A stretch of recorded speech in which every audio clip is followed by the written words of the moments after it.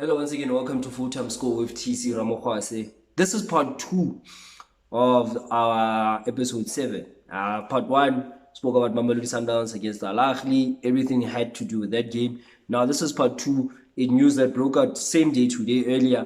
Bafana Bafana coach Hugo Broos has named his squad to go to France. Bafana Bafana will be playing up against Guinea on the 25th of March and against France, the world champions. On the 29th of March in Lille. Lille, up there in France. And yeah, I want to talk about that. I don't normally do this, but I had to do it for the sake of the video, for the sake of quality. I don't like writing scripts. I do write a script, but I just memorize it and put it in my head because I've got a very good memory. I just don't like reading while I'm on the video because it kind of interrupts my flow and my thought processes and how I want to do things. So I normally prefer not to do it. In 5 years of radio, I never liked to read on air. I still don't like it, but I have to do it now because I have to read the names of the Bafana Bafana team that are selected. So please bear with me. I would have loved to memorize them, but I felt I'm going to forget something. So let me just get into that. Starting off with the goalkeepers, we've got Ronan Williams, Bruce Vuma, and Velimo Otwa. We've got Nico Mobia, Terence Mashego, Lala KS defenders, Sianda Zulu, Okulu, Jane Rook, Mudau, Bandile Shandu, we've got CBC, and I think Osi Nkaba. In the midfield, we've got Mvala, Keegan Dolly, Ethan Brooks, Mokwena, which is Tebogo Mokwena. We've got Goodman Musele and Taba Monar. The strikers, we've got Franklin K, Percy Tau, we've got Hlongwane, we've got Lau Foster, and Evidence Mahopa. So that's the team the coach selected to play up against Guinea and France as well. Before I start breaking down the squad, in any sport, any country, whenever a coach selects his national team, whether it's a squad or just the starting 11, there'll always be questions. There'll always be things thrown around. And every fan will have an opinion, same as I do, same as you do watching and listening. And everybody is entitled to that opinion. I don't believe there's a right and there's a wrong opinion. Same way, there's so many complexities in selecting a squad. Selecting a squad in any sport is not as easy as we would like it to be. So from that perspective, I'll always sympathize with any coach, particularly a national football coach, for reasons being, when you're a national football coach, you're not like a club coach. Club coaches train with the players all year. They live with the players technically. The same way you live with your spouse or your parents or whoever. They live with them every day because they see and work with them every day. A national team coach selects the squad. He's probably going to get the squad 3 days, 4 days before the match. Let's say around about the 20th of March. You probably have a training session on the 21st of March. Then they'll probably have to fly to France on the 22nd of March. 23 and 24, maybe 23 will take a day off for jet lag. 24, they have to prepare for the match. 25th, they have to play. Next day, 26th of March, they rest. 28th, they start preparing. 29th, they play. 26th, 27th, they rest. 28th, they replay. Yeah, I'm trying to get my sequencing going. But my point is, a club coach has more time than a national team coach. So a national team coach in a football context has to be smarter with the squad selection, and he has to be very, very, very effective with that 2 minutes he literally has with the squad every game. And with international football, it's so difficult to develop one team because you literally play every 4 months, 5 months, depending on the situation. Sometimes in a COVID year, you don't even play the whole year and you don't even travel that much. So you don't spend time with these players to get to know them. So the general approach from a coach would generally be that I've seen is that he has a core of the squad. He has a core. The goalkeeper normally will be the core, a couple of center backs will be the core, a couple of midfielders, and maybe 1 or 2 strikers. And then obviously each national team, regardless of how poor they are or how great they are, they have a star player, and the star player will always have leeway. Usually the star player is the captain or the vice captain, and he will have the leeway to always be there regardless of form, but he will be there because of the impact he has on a player. You can't imagine Fernando Santos not selecting Cristiano Ronaldo if he was off form.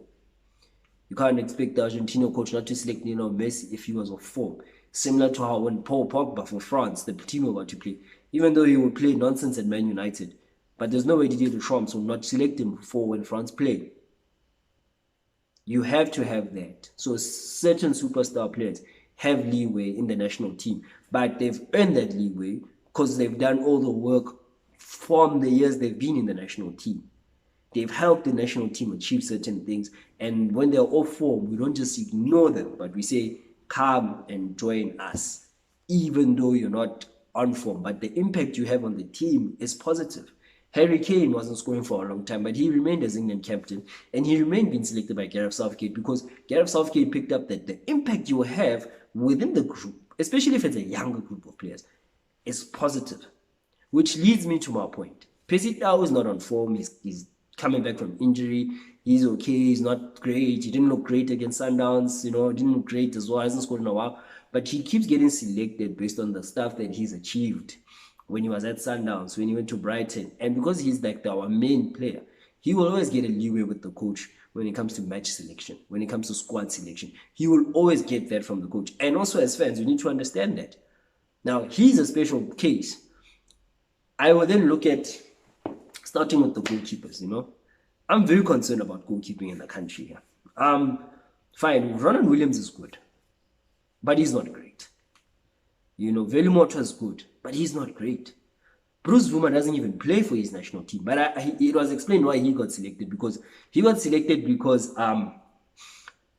Brendan Peterson, the current number one at Kaizer Chiefs, another confusing situation. He got injured, so he's not selected, but he selected Bruce Vuma. So we don't expect Vuma to go play in France, but he's selected. The reason for that is because the other guy got injured. I mean, honestly, how are we selecting players in the national team that are not even playing for their teams? That's a question I have. I'm worried about Ronan Williams' form at SuperSport. He hasn't been great. I said he's not a great keeper. He's a good keeper. It hasn't been to his highest level recently. And it's something that's cause for concern, because when you look around our league, we don't have a lot of good local goalkeepers anymore. And it's a concern. The best local goalkeeper in the country doesn't even play at his club.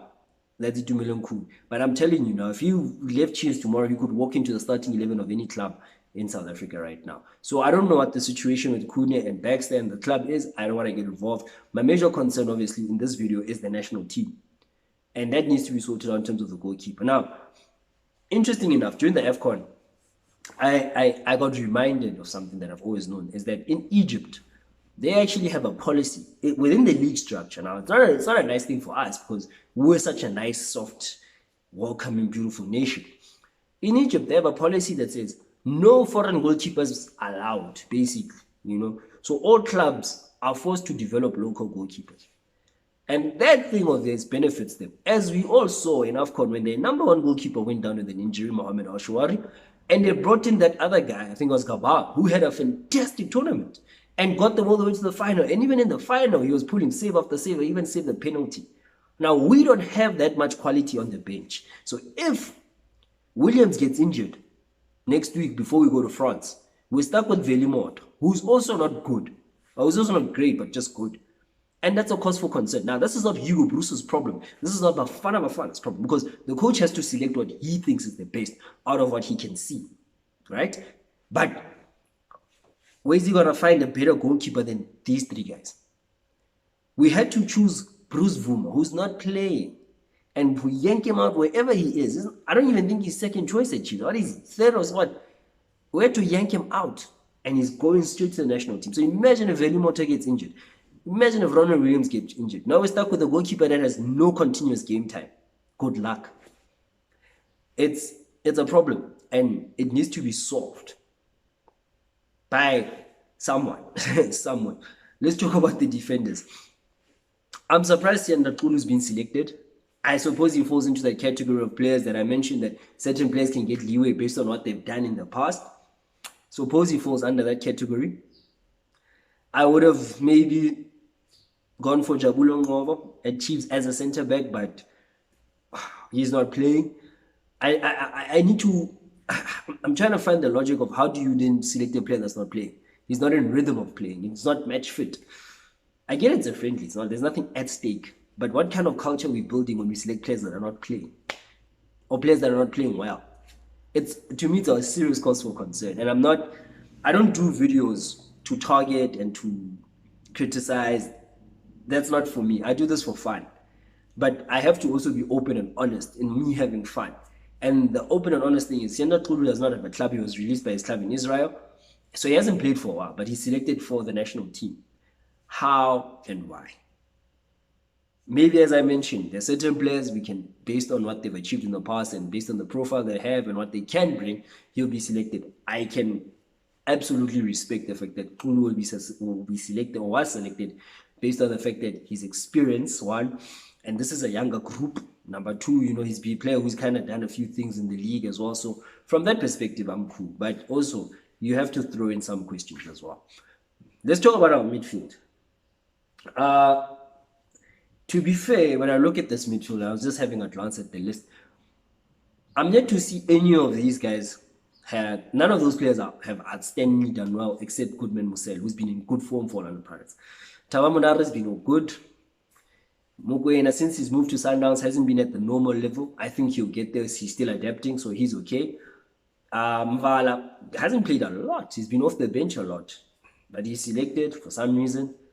Dolly, second half of the season, hasn't performed like he did in the first half. I guess he also falls into my special category of players, the leeway guys who will get the leeway even if they're not playing well because of their experience and their profile. Fair enough. Then you have Ethan Brooks, who's continually selected, but I'm yet to really see a high quality international standard game from him.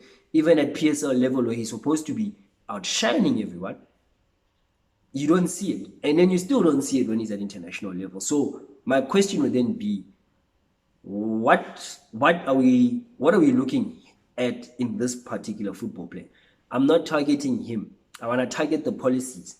Because if a player is not playing well at his club, especially in this case, a young player, 20, 21-year-old player, not playing well for his club, it's so easy for you as a coach to walk into him and say, listen, young man, you are the future of what I want to build as a coach. Work harder. Go to the under-23 setup and play there. Mukwena played at under-23 setup. Keegan Dolly played at under-23 setup before they were given a step-up chance in the national team. So why can't we do that with Brooks? Go there. He's good. No one's denying that. Go to the under-23. Go play there. They're putting so much pressure on a young kid already that he's not ready to handle. He's a talented footballer. He's good. But his form has been shocking at TS Galaxy. I've never really seen him what he does for Bafana Bafana yet. I'm not saying he won't do anything. But why are we selecting him? Management of a player. For me, I would say Brooks, under-23 for now. You're still our guy. We still want you. But for now, go to under-23, get a feel, dominate there. You'll get a comeback in a year or two. Simple as that. Simple. And he's not the only one I could mention in this bracket, by the way. So it's one of those things where player management, and I need to mention this. A national football team is not a development squad. It's a national football team. It's the best players your country has. If you select 14 players, it's the best 14 football players the country has got. Simple as that. I don't understand the notion that give him a chance, he's a young player. He is a young player, but then if he's young, there's a group of young players that he should be playing with. If he's 20, he should go play under 20. If he's 21, go play under 21. If he's 23, go play under 23. If he's not ready for the step up. If he's ready, push him in. Phil Foden is an example of that. Young player. He was already playing for England. You know why? Because he was adapted to it. You could see Foden plays. He can handle it. I can't say the same for some players in our squad. And then you want to tell me we must give young players a chance. Since when is a national team a developing team? It's not a developing team. Strikers. I don't normally, as I mentioned at the start, I don't normally read names and stuff. It disturbs my flow. But I have to. Coach selected Mahob, who's had 3 goals and 2 assists the whole season, right? He selected Fosler, who plays for Westerlo in Belgium, 4 goals, 5 assists the whole season. Hlongwane, who's now playing in the MLS. I think he's playing for Minnesota. I can't remember. He went to the MLS. I can't remember which club though. 2 goals, 1 assist. And he didn't do them in America. He did them here before he left. 16 games, 2 goals, 1 assist. Fagli Lake, who's now at Egypt. In Egypt playing for Pyramids. He scored 2 goals in the CAF Confederations Cup. And that's it. Pesitao, before the injuries, before last year, he had 5 goals, no assists, right? That's our striking force. Let me just count that. Let me just do my maths here quickly. That's what, 12. That's 12. Yeah, man, tabak. 12 plus 2 plus 2, 16. 16 goals between all 1, 2, 3, 4, 5 strikers that are selected. Yeah, 5 strikers or 5 forwards that are selected. 16 goals. Now, I want to mention 2 names. These guys, they get selected, right? And it's 16 goals. And we all know South Africa, generally, we have a problem of goal scoring. I'm not against selection of Fosla and Songwan, mainly because they're 2, and Mahop. They're all players that are under the age of 21, all 3 of them. And they all got potential. Mahopa has not played well so far. I felt he could have not. I would have left him out. Same way, player management. Call the player or go to the player if you have access to them. I know access is limited to the coach. Call the player, manage him, speak to him over the phone and explain, listen, you haven't been firing. I can't select you because you haven't been firing. You haven't been doing your job, which is to score goals. I'm going to go in a different direction, but the door is not closed. It simply means come back strong. Show me that you are good enough for me to select you. For now, I want to go a different direction. And if he's a good player and someone with the right type of mentality and the right attitude, he'll come back stronger. Now, by selecting for me a player that's not well performing, it creates a certain sense of entitlement. It creates a certain sense of, I'll always be Bafana Bafana. Something we've struggled with in the past because a lot of our players, our older players that are now being well ignored, carry that intent, carry that entitlement that I'll always be selected, no matter what I give for this country. Even if I give 1%, I'll be selected. Now you're creating that again by selecting young players, and it's a problem because it's a young player who are not performing. I mentioned certain places. I mentioned Dolly and Tau haven't been performing, but they've done so much in the past that they'll always get the leeway. I mentioned Harry Kane. I mentioned Messi and Ronaldo, which was an extreme example, but it's an example of certain players will always get a leeway in the national team based on profile and past performances, even when they are off form. But when it comes to a young 21, 22-year-old player, I don't think that should apply because you can still say to this player, go to the under 23 setup, go show you off there, go do something there, go back to your club, work harder, show us. You still have time, you're 21, you still have 10 years of football, barring no injuries or any other stuff. You can still have time to come show us that you're good enough. So now selecting 21-year underperforming players, what are we actually doing? I'm going to mention some names. I want to mention a guy called Ashley Dupree. Most unluckiest footballer in the country. 6 goals this season, 3 assists. And every single game he has impact. Let's leave the assistants there. Sometimes they lie. The impact he has on every game he plays, Ashley Dupree for Stellenbosch FC in South Africa. To me, it says that player should be in the mix. Somewhere in the mix. I would have taken him currently ahead of Evidence Mahop. Because when I watch Evidence Mahop at Barok FC, I can clearly see he's a player who's lacking somewhere. And it can happen with one phone call and management decisions. Literally. Why not Ashley Dupree? Second player I want to mention, unless there's any injuries, I'm welcome to, comment, tell me Mamang is injured, I'll understand. I'm happy to be wrong. Letsoa. Second leading goal scorer in the country right now in the PSL. Victor Letsoa. Victor Spana Letsoa. Royal EM. 11 goals, 2 assists this season. Chasing Shaluli. Traumatizing defenses week in and week out at Royal EM. Royal EM are solid by the under John Maduka there. And the Teko Mukeke. But we're not selecting them. Why? Unless he's injured, as I mentioned. Unless these players that I'm mentioning are injured. Please, I'm happy to be wrong. And I'm apologizing in advance to anyone who's listening if I'm mentioning players that are injured and not selected. But I just want to understand the logic in not selecting someone who has 6 goals and who has 11 goals over someone who has 3, 2, 2, 5, and 3 goals. How do they not get into that squad? I'm open to knowing there's also philosophy and preference. Certain coaches prefer certain players. Certain players are suited for certain philosophies.